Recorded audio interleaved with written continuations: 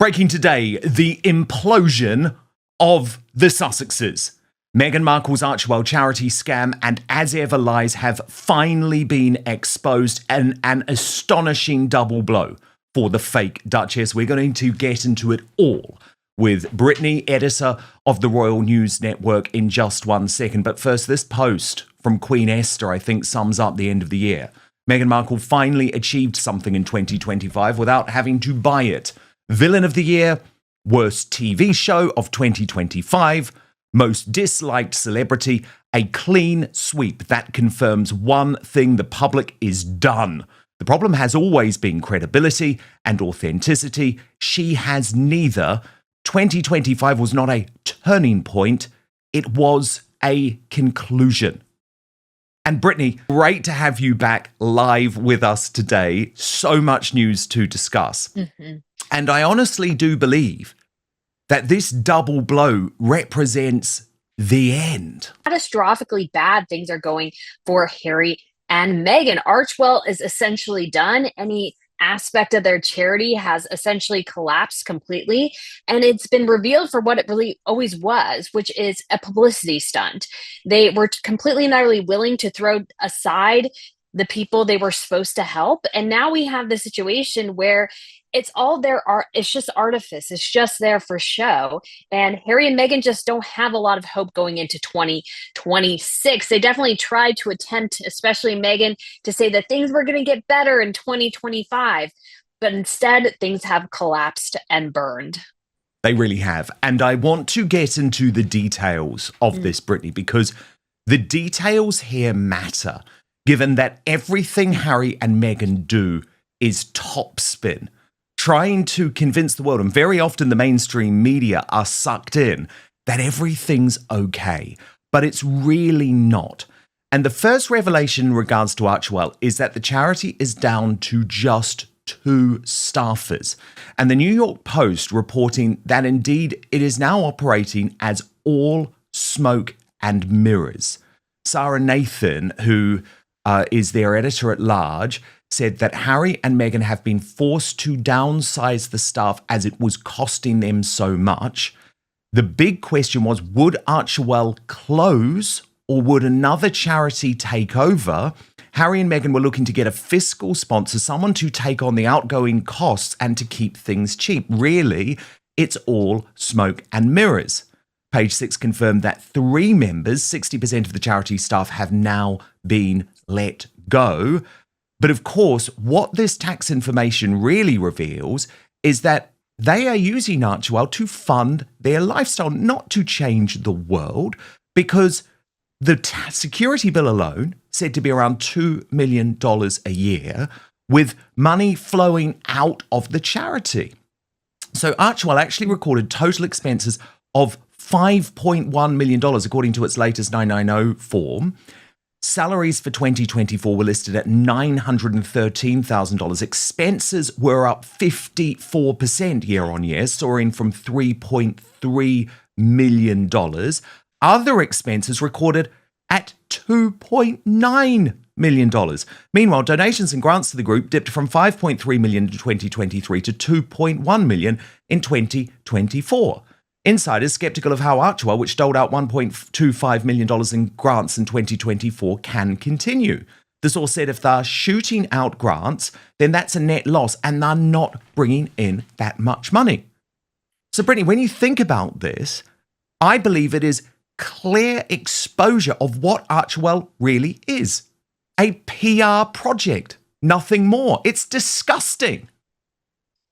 It really is, Dan. And one of the things is that Harry and Meghan have always said service is universal. They're going to be doing charity in the States and all these things. And it's just completely and utterly false. It was just a lie from the very face of it. And we've seen this endlessly. Meghan praises herself constantly for being this great humanitarian. But when you really think about it, what has she done? I mean, even before she married Harry, she was part of World Vision, but dropped them as soon as she got engaged. And so it's like, if you really cared about the organization in the first place, why not continue working with them? But no, she just threw them to the side as soon as she could. And I think we see this reflected here. And also what's important to point out is that the foundation was set up, I think, in part to allow them to kind of offset some of their taxes. I mean, a lot of celebrities and people in Hollywood do this. However, what I think is really interesting is that obviously they were expecting a lot more money to come in, and it hasn't. In fact, I think a whole bunch of money is flowing out and very little is flowing back into Harry and Meghan. And this is part of the reason for the collapse, is that the finances are really starting to pinch, that the money is just not flowing in, and they cannot, even for any more time, actually sustain this charity the way they set it up. So they had to essentially in some ways downgrade it to actually make it manageable for them. And so definitely the dreams of Hollywood superstardom and billions of money, billions of dollars rolling in just has never ever happened. Of course it hasn't.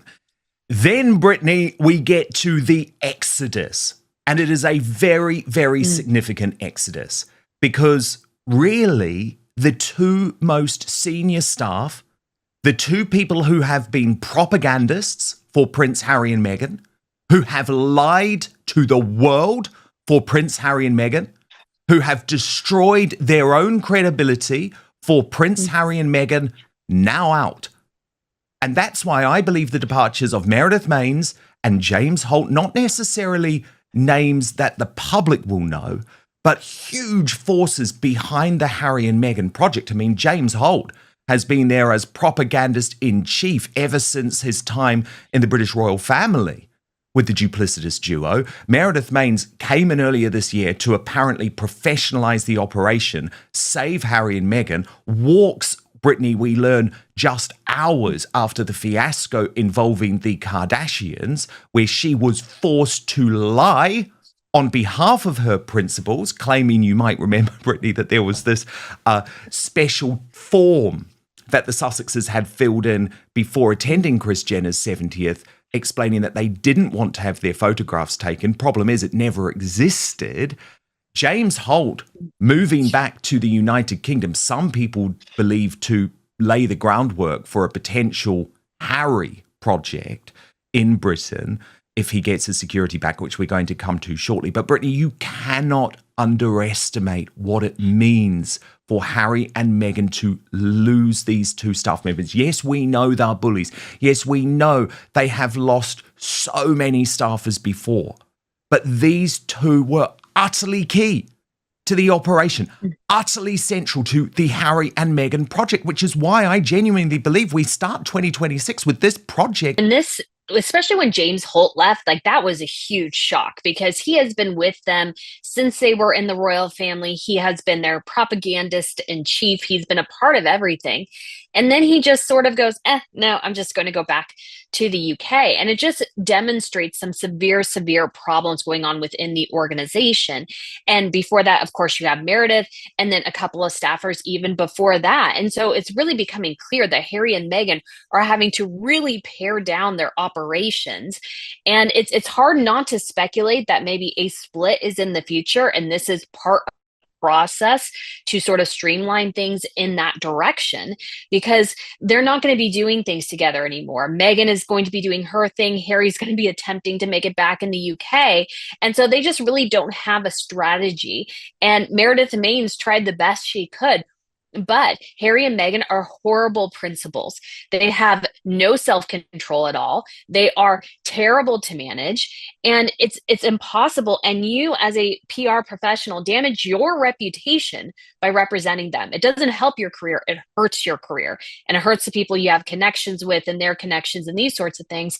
And so her departing, not a big surprise. I can't imagine having to go to the Kardashians or just basically lying publicly about what the Kardashians said, the most powerful people really in many ways in Hollywood. It's insane, but Harry and Meghan just lack the complete and utter discipline to operate at the levels they want to. Oh, they do. They absolutely do. And then we come to Was Never, as Lady Colin Campbell has christened Meghan Markle's lifestyle business. Now, Brittany, you have been on this right from the start. It has been obvious that this business is a disaster. And so much of the smoke and mirrors in the early days of the launch of that business was connected to the scarcity strategy, which meant that virtually no product was put on sale, right? So that it would sell out. And so that she got the good headlines or what she thought was the good headlines. But now, the true extent of the stock available for As Ever has been revealed, and it makes it very clear that there is a reason why Meghan is now literally giving the product away. Literally, please take my marmalade for free. And you've summed it up beautifully, Brittany. Let me just take you through this new reporting from you overnight, where you write, will it take Meghan Markle 9 years to get through her signature fruit spread gift box stock? That's seemingly what the math says, as an error in her As Ever website allows customers to not only see the entire amount in stock, but purchase them to the tune of over $5 million. This gives the greatest insight to the failure of As Ever so far and the continued failure of Meghan Markle to manage products, websites, and brands, as this kind of information should never be publicly available. At this time, Meghan is sitting on roughly $23 million worth of product in stock, including 137,435 of her signature fruit spread box. The numbers last night revealed that within about 12 hours, she moved 20 of these. If you double that count to 40 and divide by the stock and then the number of days in a year, it appears that it will take her upwards of 9 years to move all of the stock if the product moves at current rates. That's catastrophically bad. While this is just a small snapshot and not an overall indicator, it seems to confirm what many have suspected. Meghan Markle's As Ever gamble was a time suck and a money drain. It just seems that the audience for the products is rather small, and massively overstocking seems to indicate a lack of market research and overconfidence that will result in product waste. Only time will tell how long this company will last, and then you have quite rightly given credit to Saint Meghan Markle subreddit and the user KikiLove777 for discovering this obvious error in the website. Brittany, this is disastrous. This is catastrophic. It proves what you have been saying for some time, that As Ever is a flop, is a disaster. But the fact that this has been allowed to happen, Brittany, shows you what a shoddy, substandard, amateur hour business Meghan is running. It really does. I was shocked, Dan. Like when I first initially saw this post on X about it, I was like, no, there's just no way, because there's so much misinformation out there about Harry and Meghan in some ways. But then I was actually putting the numbers in and you're getting stock counts. And I'm like, you should never, ever see that on a website. And in case, unless they have like 1 or 2 left, they will let you know that. But to have potentially 37,000 fruit spreads sitting out there is astronomically bad. And to move them so slowly, again, this was just anecdotal, is insane. And to think that the website is so poorly constructed that you can see any of this information, again, just proves how poorly managed this business is, how much of a terrible businesswoman Meghan Markle is, and how much she didn't put any forethought into this and how little it's moving. This sort of proves it, I think. Obviously, we don't know how much she put in stock in the first place and these sorts of things. But I really just don't think this brand is taking off. And she has potentially made a lot of product based off bad information rather than doing the smart thing. She did the worst thing possible. And now she might be sitting on a ton of product that is not moving. It's just absolutely insane. It's an absolute shock, really. I mean, it is and it isn't, because this is Meghan Markle. She's really bad at business. Yeah. But another indicator. It just shows how bad it is, because she is sitting on infinite numbers of stock, because Infinite Sky 55 actually did the same with every product and has now listed the current unsold inventory for the entire Was Never Sweet. And I mean, it's astonishing to me. Honey, box, 24,000 available. Orange marmalade, 44,000. Flour sprinkles, 80,000. That was meant to be the big hit, Brittany. I thought that was really funny. Hardly.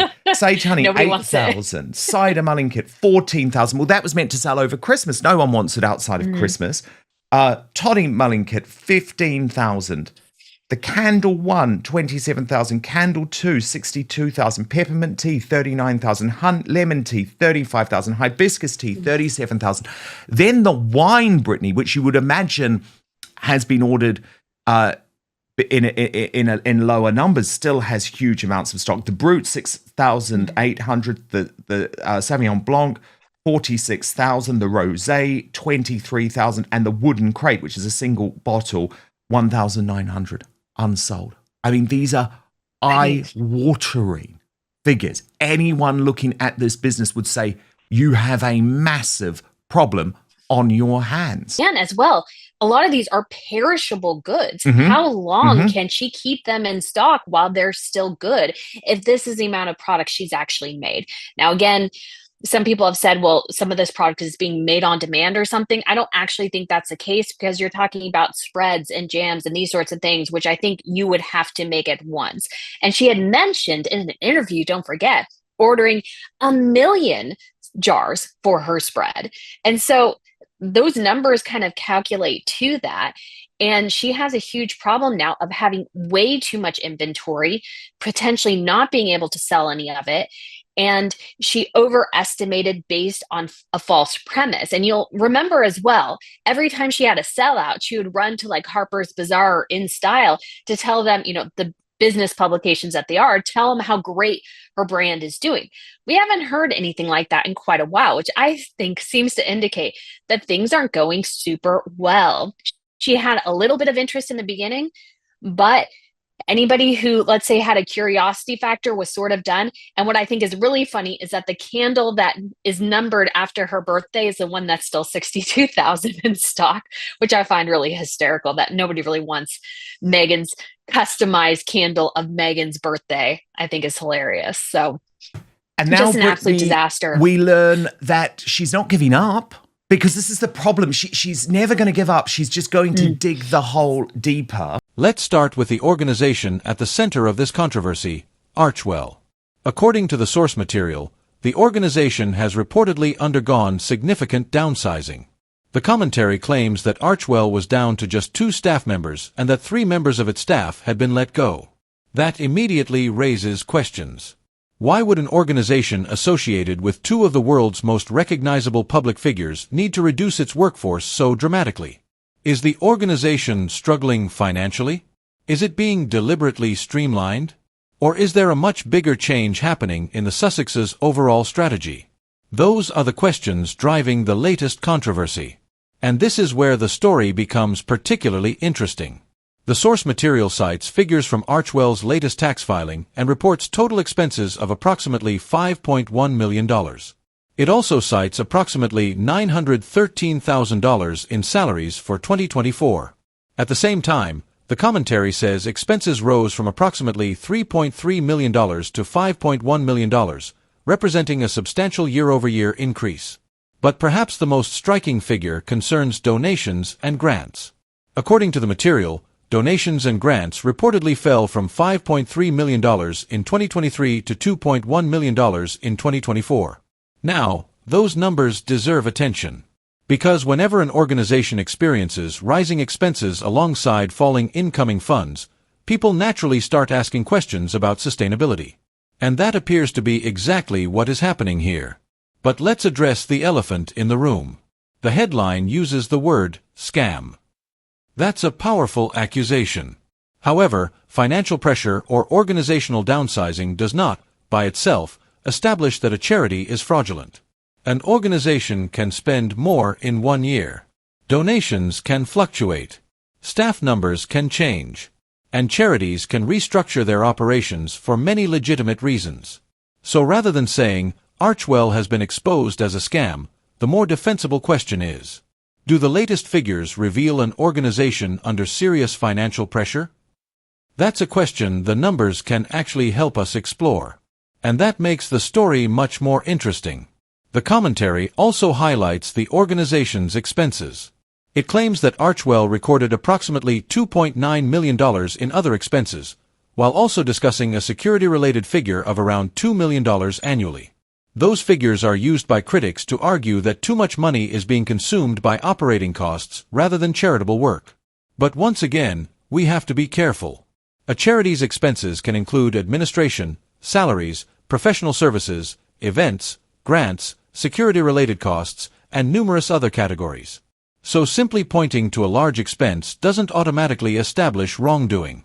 The real question is, what exactly were those expenses, and how were they connected to Archwell's stated charitable purposes?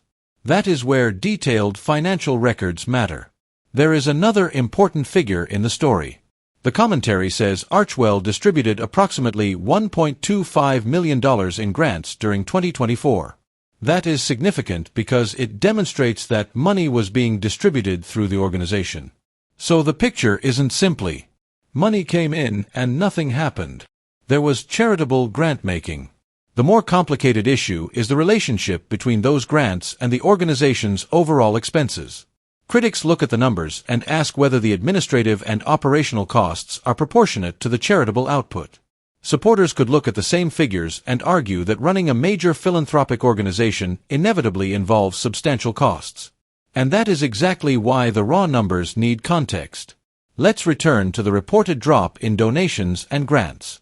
Going from approximately $5.3 million to $2.1 million is a substantial decline. If that figure is accurate, it would naturally put pressure on any organization. And it could explain why Archwell would need to reconsider staffing and expenses. That doesn't necessarily mean the organization has failed. But it does suggest that the financial environment may have changed significantly.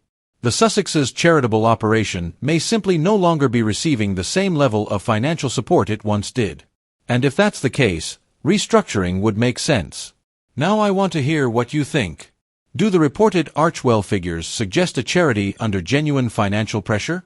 Do the staff departures indicate a deeper problem within Harry and Meghan's organization? Or is this simply a necessary restructuring after several years of trying different strategies? And what do you make of the speculation surrounding Harry's future in Britain and Meghan's increasingly independent projects? Could we be seeing the beginning of a completely different Sussex strategy? Let me know your thoughts in the comments.